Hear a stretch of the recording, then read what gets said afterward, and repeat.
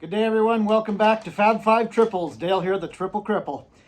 So what is underneath the hood, the mossy old hood of Coltzilla? Well, let me tell you a little bit about Coltzilla. Little history here. This Colt was bought brand new in 1969 by my uncle from Beausejour, Manitoba. There used to be a Polaris factory there, or assembly plant. I'm not a historian. Anyways, it was taken to Vermilion Bay, Ontario, where it lived a very short life. Apparently it was rode hard and put away broken. Long story short, it had the 380 Fuji on it, or 370 some cc, 380, it's around there. So that motor was taken off. Like I said, this sled only was in use for a season, or maybe two at the most. That's what I hear from the old boys that are telling me the stories. You know how they like to exaggerate, or they don't remember, or whatever it is. And so anyways, the motor was taken off this 380 Colt. The 380 Fuji was taken out of the Colt and put onto another sled that was in the family. It was also a very rare sled that we had at the time. Here's a clip of the original 380 Fuji running and going on a snowmobile.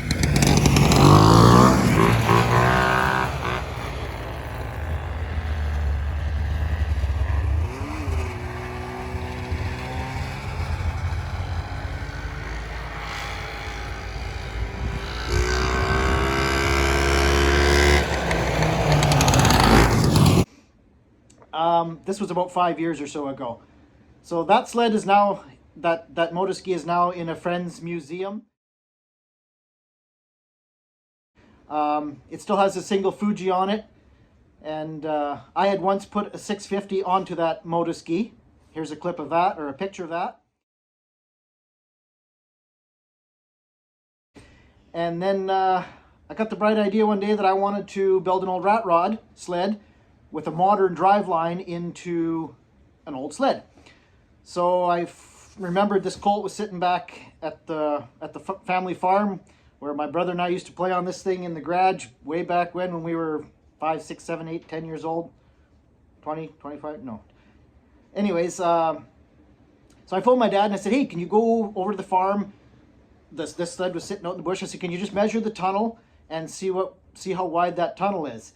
And he went and measured it, and he come back and he said, give me the number. And I said, boy, that's close to like a wedge chassis, what the tunnel width is.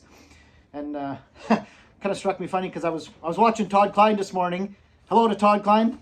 I'd really like to meet you guys someday. I think we've got a little bit in common. He was doing something and he had his measuring tape out and he said, I'm a close enough guy. He said, if close enough works for me, I'm kind of the same way. That's how this Colt was built. Anyways, I decided that was going to build a rat rod, take the 650 off the motorski and put it back, build something that was all Polaris. And yeah, so here we go. Here's how the journey began. I also took the hood off this thing before I started filming because it has 4 latches. One goes here, there's 2 up at the front, there's 1 on the other side, and it is an absolute nightmare to get the hood off. You think you got all the things, all the latches undone, and the other one will grab. But yet when you go to put it on, lining them up to get them on seems like it's a nightmare. So when you want it to come off, it won't come off. And when you don't want it to come off, you want it to stay on, it flies off.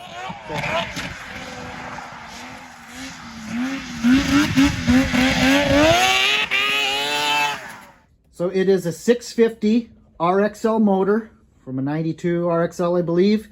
It's been converted to carburetors using carb boots from a 700 Wildcat, I believe. Yes, there's Arctic Cat parts on here. When it doesn't run properly, that's what I blame, is the cat parts. No, I'm just kidding.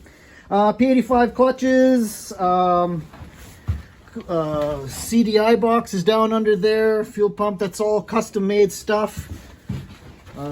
Custom made can. Seat is off. It's all this running gear is from a mid-90s wedgie. So it's got the heat exchangers on the running boards. As you'll see in the build videos, it's got the exchangers up in the rear of the tunnel here. And again, it doesn't have the cooler in the front of the tunnel, but again, we're not riding it for long periods of time, or, you know, it's a novelty piece. I have put probably over 1,000 miles on it, and it has not failed on me yet. I did blow a belt one time. Again, when I built this thing, it was mostly just by eyeball and how it fit together. The only thing I really measured was obviously the suspension mounting brackets and the center to center.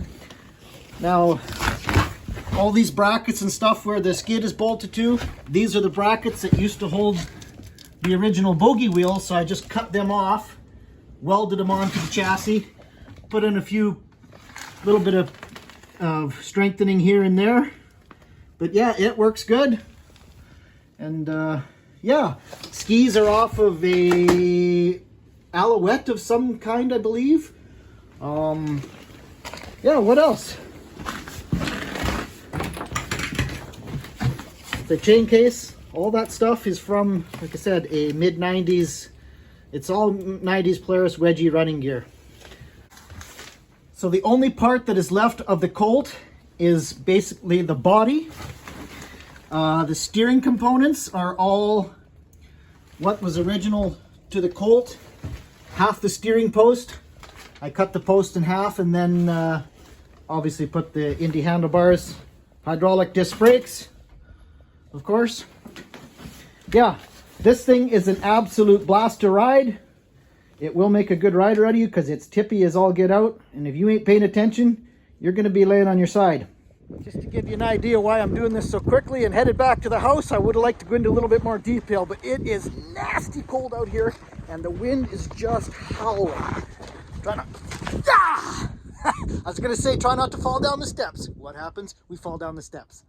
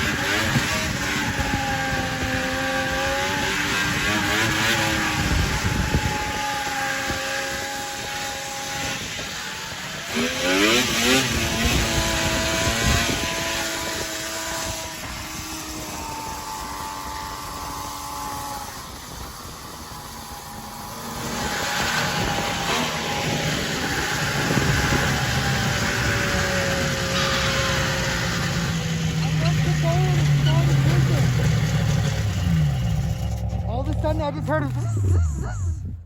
It just started to like whiz. Did the belt come off? I think the belt might have come off.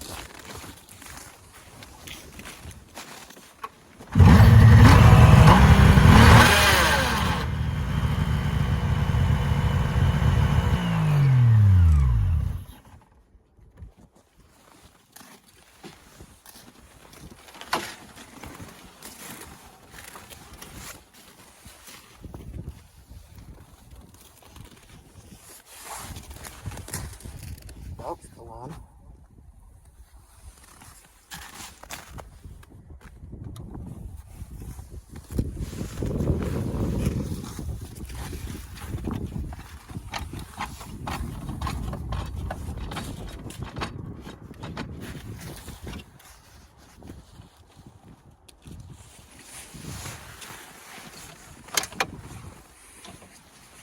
Spin the clutch by hand. Something piled in the chain case.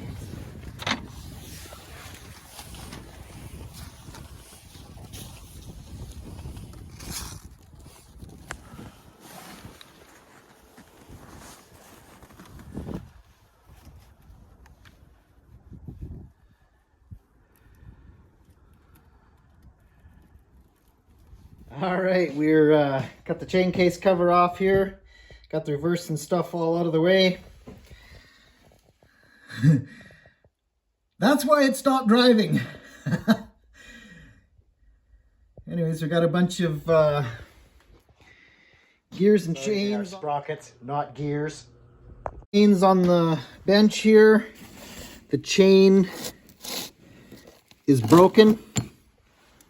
Where are we here? I seen it. Oh. Right here.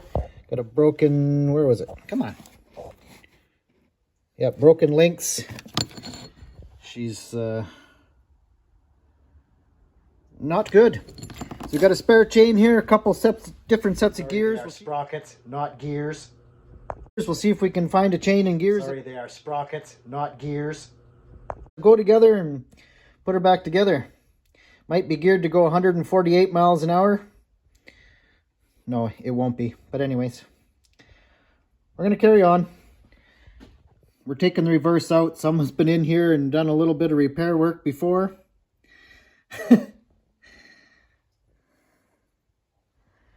Yeah. Always fun and games with these old sleds that this thing's got close to 10,000 miles on it, so I never had the cover off. I just checked the fluid and started driving it. And this is where we're at. All right, let's see if we can get something together. All right, turns out all the gears and... Sorry, they are sprockets, not gears. That I had here, nothing fit the Polaris. So I don't know where that's from. So anyways, I went down to the graveyard there. And I found a set of 21 top, 39 bottom. So that ends up at a 1.86 ratio from a 21 top to a 21 top from a 35 bottom was a 166, and the original gearing that came in the Ultra was 166 ratio. We're going to a 186. So, well, we'll see how that works. Besides, that's just what we got for parts. So that's what we're going with. We'll let you know here in probably a half hour or so how she's working. All right, we did get her up and running. It was about 10 o'clock at night by the time I got it back together. So we went out and it was snowing, obviously dark, and just nasty weather, windy. So I took it for a little test ride. Everything seemed to work good. But like I said, weren't able to get any footage just because the weather is horrible. A couple days later, it's still nasty. It's minus 25 and just a howling wind, just rude out there. But I think we'll have to put it up against the Yamaha again just to see if there was any difference. And I think that'll make a good video comparing the gear change. We didn't change anything else, just the ratio and the chain case. So I think that'll be good for some more real life scenarios. Thanks for watching. Stay tuned. Don't forget to like and subscribe. Thanks to all you that have subscribed and for all you that are supporting and watching. Thank you very much. Appreciate it. Take care now. Keep that thumb on the throttle.